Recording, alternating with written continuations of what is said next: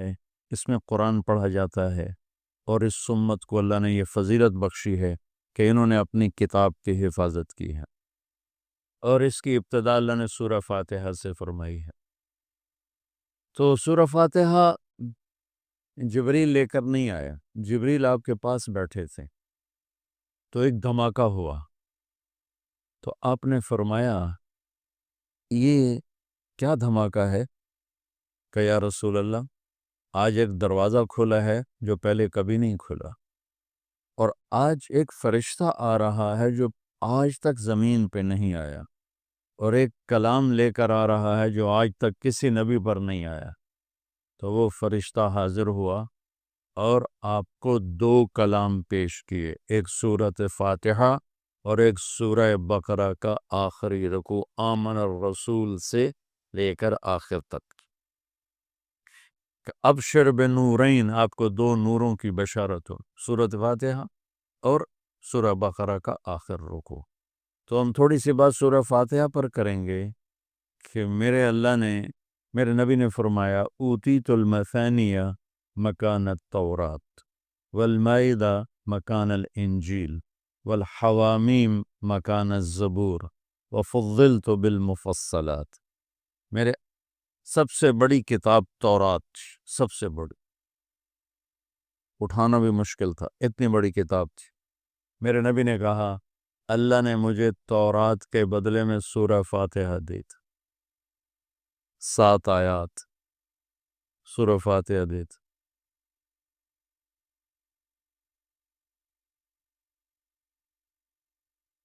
اور انجیل کے بدلے مجھے اللہ تعالیٰ نے سورہ مائدہ دے دی، انجیل سورہ مائدہ۔ حوامیم یعنی حامین سے 7 سورتیں شروع ہوتی ہیں، 26ویں پارے سے وہ 25ویں پارے سے 24ویں پارے سے وہ شروع ہوتی ہیں اور 28ویں تک غالباً جاتی ہیں، 7 صورتیں کٹھی، حامیم حامیم حامیم حامیم۔ تو زبور کے بدلے اللہ نے مجھے حامیم عطا فرمائی، اور باقی قرآن کے ذریعے سے مجھے عزت اور فضیلت عطا فرمائی۔ سورہ فاتحہ امام راضی رحمۃ اللہ علیہ ایک دفعہ اپنے خطبہ میں فرمانے لگے کہ اس سے 10,000 مسائل نکلتے ہیں، تو بعض لوگوں نے ان کا مذاق اڑایا۔ وہ مذاق اڑانا تفسیر رازی کا سبب بنا، تفسیر کبیر کا، کہ فرمایا کہ جب انہوں نے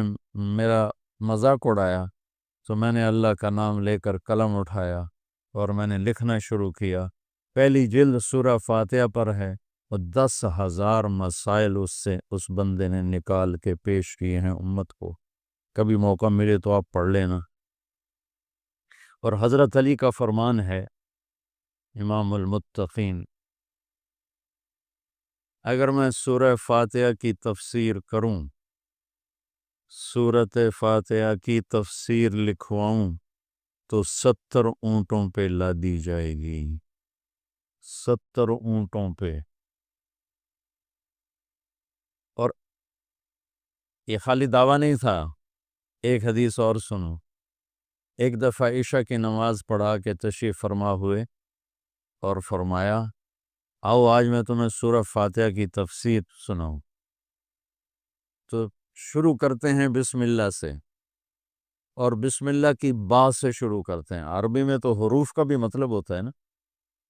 با کا مطلب بیان کرنا شروع کیا، اور فجر کی اذان ہو گئی، بات چل رہی تھی۔ سبحان، ہم نے تو تم نے تو شاید وہ کتاب دیکھی نہیں، وہ شرح میں تعامل الباء للالصاق مررت بزید، ہمیں تو بس اتنا ہی آتا ہے، یا حرف جر ہے، باؤ تاؤ کاف و لام و واؤ منز و مزخلا ربا حاشا من عدا حتی، کیا ہے حتی الہ، وہ جو میر زبانی یاد کی تھی۔ تو سورۃ فاتحہ سارے آسمانی کلاموں کا، جتنے آسمان سے کلام اترے، کتابیں اتریں، اس کا خلاصہ ہے قرآن، اور قرآن کا خلاصہ ہے سورۃ فاتحہ۔ اور سورۃ فاتحہ کا خلاصہ ہے ایاک نعبد و ایاک نستعین۔ ایک اور طرح، سارے آسمانی کلاموں کا سردار ہے قرآن، اور قرآن کا سردار ہے سورۃ بقرہ، اور سورۃ بقرہ کا سردار ہے آیت الکرسی، اللہ لا الہ الا ہو۔ تو آسمانی علوم کا خلاصہ قرآن، اور قرآن کا خلاصہ سورۃ فاتحہ، اور سورۃ فاتحہ کا خلاصہ ایاک نعبد و ایاک نستعین۔ یا اللہ صرف تیری بندگی، یا اللہ صرف تجھ سے مدد، ایاک سارے طرفوں سے، فَإِذَا وَإِذَا سَأَلْتَ فَاسْأَلِ اللَّهِ وَإِذَا اسْتَعَنْتَ فَاسْتَعِنْ بِاللَّهِ ایاک، کہ یا اللہ صرف تیری بندگی، اور یا اللہ صرف تجھی سے مانگنا، تیرے آگے جو لکھا، دنیا بھی اسی سے مانگنی ہے اور آخرت بھی اسی سے مانگنی۔ اللہ نے ہمیں دنیا پہلے سکھائی، آخرت بعد میں سکھائی۔ ربنا آتنا فی الدنیا حسنۃ وفی الآخرۃ حسنۃ وقنا عذاب النار۔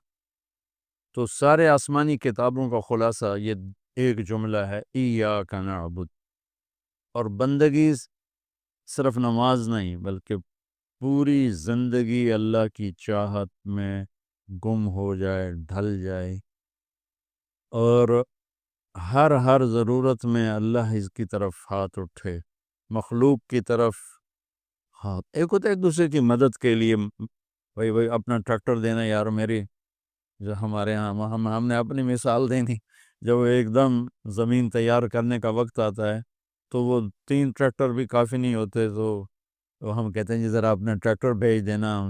ایک ہی دن میں ہماری زمین ساری تیار ہو جائے۔ یہ ایک دوسرے کی امداد باہمی ہے۔ مدد جہاں انسان بے بس ہے، صرف اللہ ہی کر سکتا ہے، ان چیزوں میں اللہ کے سامنے چولی پھیلانا، اسی کو پکارنا، اسی کے آگے ہاتھ پھیلانا، اور اسی کے آگے سر جھکانا۔ حنین میں صحابہ جیسی ہستیوں نے کہا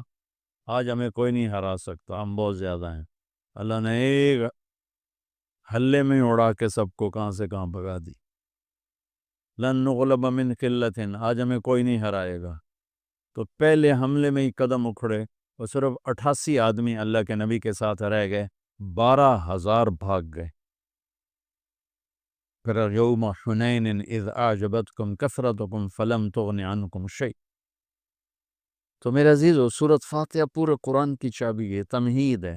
قرآن توحید بتاتا ہے، رسالت بتاتا ہے، آخرت بتاتا ہے۔ سورۃ فاتحہ میں توحید بھی ہے، رسالت بھی ہے، اور آخرت بھی۔ الحمدللہ رب العالمین الرحمن الرحیم مالک یوم الدین۔ الرحمن الرحیم تک اللہ کی ذات صفات توحید ہے، مالک یوم الدین جزا سزا اور آخرت ہے، ایاک نعبد و ایاک نستعین یہ مقصد زندگی ہے، اہدنا الصراط المستقیم یہ طلب ہے زندگی کی، سب سے بڑی طلب ہدایت ہے، الصراط الذین انعمت علیہم یہ رسالت کہ جن پر تیرا انعام ہوا، اولئک مع الذین انعم اللہ علیہم من النبیین والصدیقین والشہداء والصالحین وحسن اولئک رفیقا۔ تو سورۃ فاتحہ کو مجھے کوئی یاد پڑتا ہے، ایک دفعہ میں کہیں پڑھا تھا کہ اللہ اپنی ذات کو اتنے خوبصورت انداز میں بیان کرتا ہے، الحمدللہ رب العالمین الرحمن الرحیم مالک یوم الدین۔ یہ تو غیب کے صیغے کے ساتھ بات ہو رہی، لیکن اللہ اپنی ذات کو اس قدر خوبصورت انداز میں بیان کرتا ہے کہ ان 4 لفظوں میں اللہ سامنے آ جاتا ہے،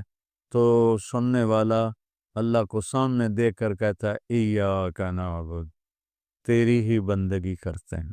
وَإِيَّاكَ نَسْتَعِينُ تجھی سے مانگتے ہیں، کیونکہ اللہ کو دینے کے لیے کہیں سے مانگنا نہیں پڑتا۔ وہ میں تھا گاؤں میں، تو ایک ہمارا رشتہ دار برادری، اور میں نے سب سے دوستی لگا کے رکھ، سب سے ملتا ہوں، مجھے کہنے لگا طارق میاں بندہ تو بڑا چنگا ہے، پر تو وابیاں نہ رل گئے ہیں۔ کیا وابی کون ہوندے کہ جڑے پیراں نوں نہیں مندے ہے کہ پیراں نوں تو سارے مننے ہیں اللہ دے ولیاں دا کوئی انکار ہے بھلا ہاں اے آنے ہے بھئی پیر پتر نہیں دے سکدا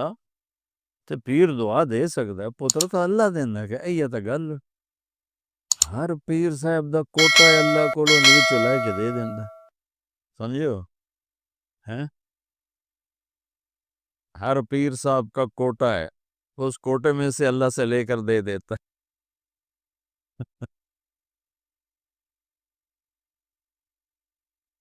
علم و باز کرے فقیری کافر مرے دیوانہ ہو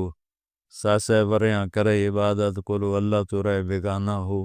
سلطان باہو رحمت اللہ علیہ کے دو بول ہیں تو ابراہیم علیہ السلام نے آگ میں جاتے ہوئے جبریل اور ہوا کے فرشتوں کو کہہ دیا تھا اما الیک فلا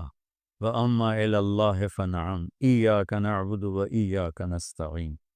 اللہ تعالیٰ نے اپنی ذات کو اس خوبصورت انداز میں پیش کیا کہ جیسے جیسے ہم اللہ کو دیکھ کر کہہ رہے ہیں ایاک نعبد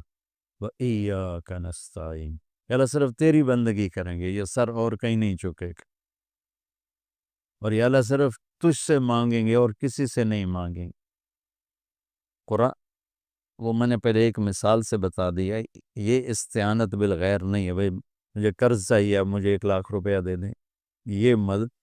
یہ اس میں نہیں آتا ہے میرے نبی قرضہ اٹھاتے تھے میرے نبی نے جنگ کے لیے تلوار اٹھائی زرہ پہنی اسباب کی دنیا ہے اسباب کا اختیار کرنا اور چیز ہے اور جن چیزوں میں اللہ کے سوا کوئی کرنے والا نہیں وہ لوگوں کے سامنے ہاتھ پھیلا دینا ہم لیا گئے تو وہاں ایک پیر جگی گدی تھی تو ان کے پیر صاحب سے ملاقات کی انہوں نے بہت محبت کی تو ہم فاتحہ پڑھنے گئے تو وہاں انپڑھ عورتیں بیٹھے پیر جگی پتر دے میں آ پیر جگی پتر دے میں آ اللہ ان کو معاف کر دے گا ان کو پتہ ہی کوئی نہیں ہے کہ پتر کون دیتا ہے وہ سمجھے پیر ہی دیتا ہے پیر جگی پتر دے میں آ تو استعانت صرف اللہ سے اگر آپ نماز کی عادت ڈال لو نا آپ پڑھتے ہو لیکن ہر حاجت میں مصلی پہ آ جاؤ پھر آپ کو ایاک نستعین کا مزہ آئے اپنی حاجت نماز کے ذریعے اللہ کے سامنے رکھو ایک بدو طواف کر رہا تھا یا اللہ تجھے پتہ ہے نا میں بھی بھوکا ہوں اور میری اونٹنی بھی بھوکی ہے اور مجھے کھانے کو میرے بچے بھی بھوکے اور میں بھی بھوک ایک آدمی ساز سن رہا تھا تو اس نے جلدی سے اپنے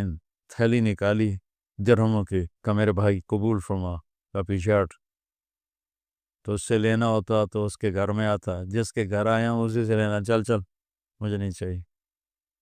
وہ طواف سے فارغ ہوا تو اعلان ہوا فلاں ابن و فلاں کہاں ہے تو یہ خود سے کہا جی میں ہوں کہا آپ کے چچا کا انتقال ہوا ہے تو انہوں نے اپنی ساری وراثت آپ کے نام کر دی ہے چونکہ ان کی اولاد کوئی نہیں تھی تو 1 منٹ میں اللہ تعالیٰ نے قبول فرمائی ہشام بن عبد الملک اور سالم بن عبداللہ بن عمر بیت اللہ کا طواف فرما رہے تھے تو ہشام نے کہا سالم کوئی ضرورت تو بتاؤ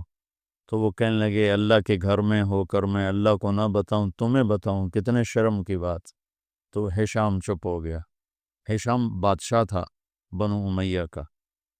تو جب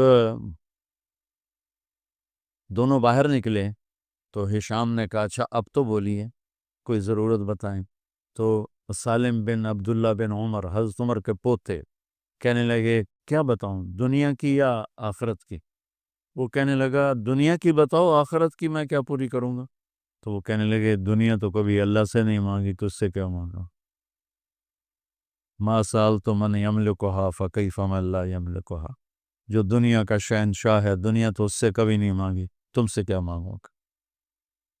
تو میرے عزیزو سارے قرآن کا خلاصہ یہ 2 لفظ ہیں ایاک نعبد